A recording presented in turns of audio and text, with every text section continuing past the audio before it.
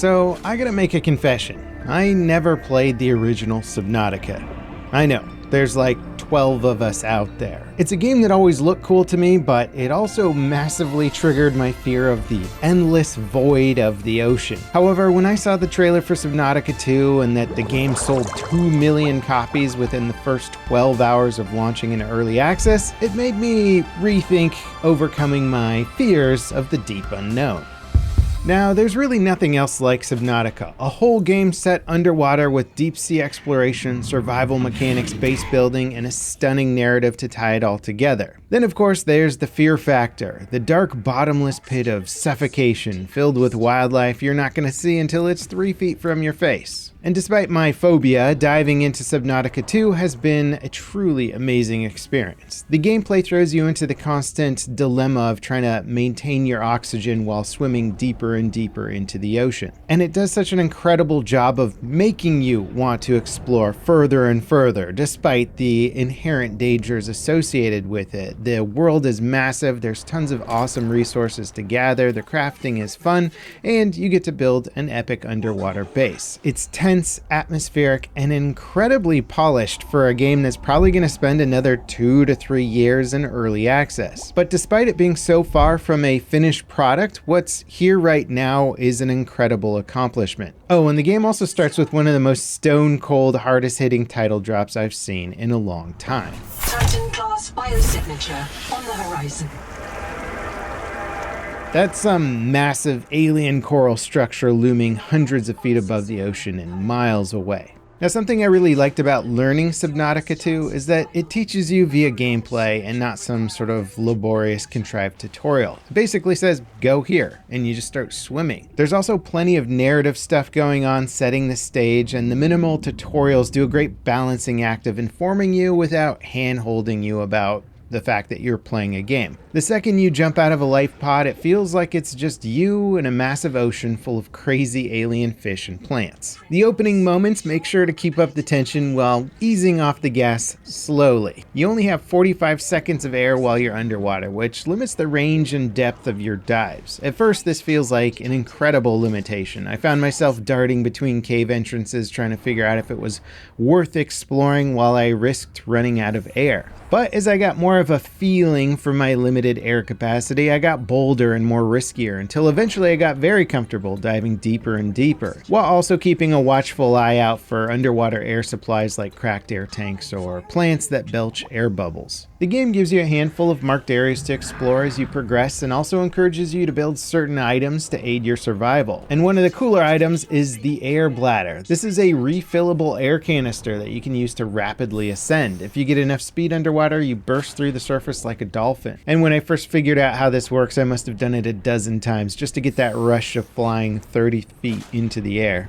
All of the little mechanics and gameplay elements are just designed to be fun and enjoyable. But like I said, Subnautica 2 does keep that tension on while slowly easing up on the gas. The air bladder might make for a quick means of avoiding suffocation, but you're still limited to 45 seconds of air when at least you don't have a tank or rebreather. Eventually you can increase this time via crafting, but the limited capacity will always be there. The game does a fantastic job of making you feel like you're just one mistake away from death at any moment, but that it's always your fault if you actually do die. You're given all the information. You know how much air you have, you know what tools you have in your inventory, and once you've scoped out an area, you should know where all the alternative air supplies are. But if you get greedy and you start to push too far into a cave, well, you're as good as dead. I've certainly died a few times, and each time it was 100% my fault. Either I lost my bearings, dove too deep, or fumbled using my tools. Now, as I said before, Subnautica 2 is an early access game, but it's got a massive roadmap of new features and content ahead of it. But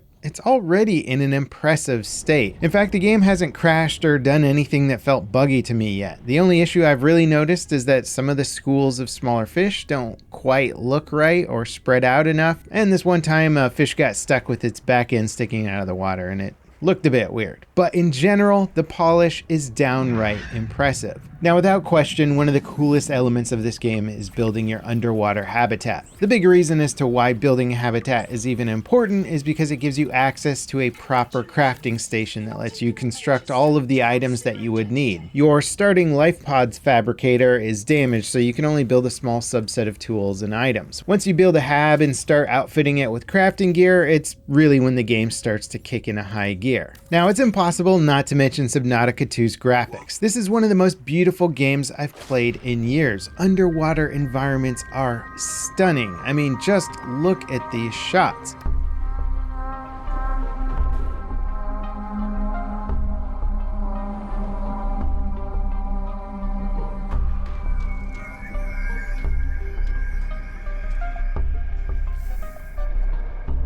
Rendering convincing underwater scenes are notoriously difficult for computer graphics, but the shading and lighting here are beyond impressive. All of the plant life has this alien, plasticky look with subsurface scattering that gives everything a hidden layer of depth that reveals itself as you get closer. The same goes for various crafting materials and wildlife. Everything has a distinct look that makes it stand out against the ocean floor and other items, plants, or animals at a distance. And when you back up and survey the area, it all looks perfectly cohesive. It is masterful world crafting. The game is built upon Unreal Engine 5 and is taking advantage of this engine's lumen ray tracing for global illumination. And while it's certainly a visually demanding game, the settings scale pretty well, and especially at high settings it looks incredibly clean. Lumen, when applied to games improperly, can look very noisy with lots of temporal artifacts, but in Subnautica 2 it looks practically flawless. And the crazy thing is that the devs have left even more demanding options out of the game that you can enable with mods for even crazier visuals, or entirely disable Lumen if you want to maximize your performance.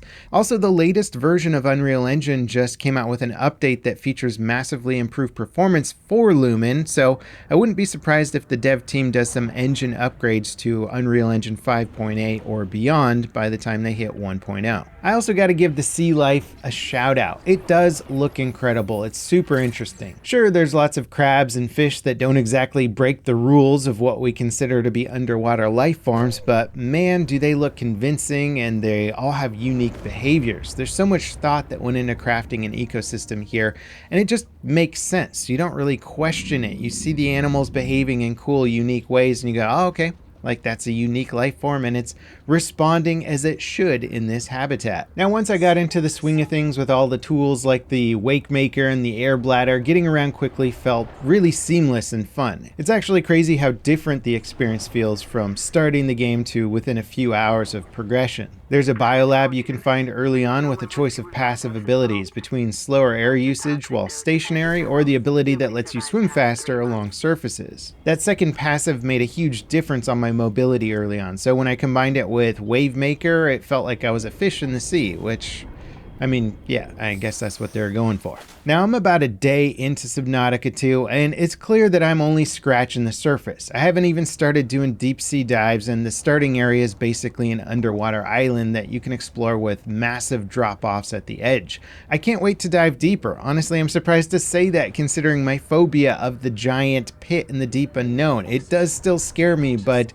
the curiosity and fun factor is massively outweighing it. And there's no telling just how expansive this game will eventually be. There's allegedly around 12 to 14 hours of gameplay worth in the early access version right now, but I know many people who have put considerably more hours into it already. And driving me along was also a really compelling story. The cliff notes of the narrative is that your character was destined for a desert planet but ended up stranded on this ocean world for some reason. The ship you were on carried the DNA of tens of thousands of people ready to be printed and put to work building colonies. And whatever went real wrong, and everyone that survived the crash and started building bases is now long dead. There's no telling how long you've been stranded for, and how you're going to get yourself and all that stored DNA off the planet, or if you even should. The game has a very Wayland-Yutani meets Severance vibe. Sci-fi corporate overlords treating you like you're an expendable resource instead of a person. This planet is already killing you.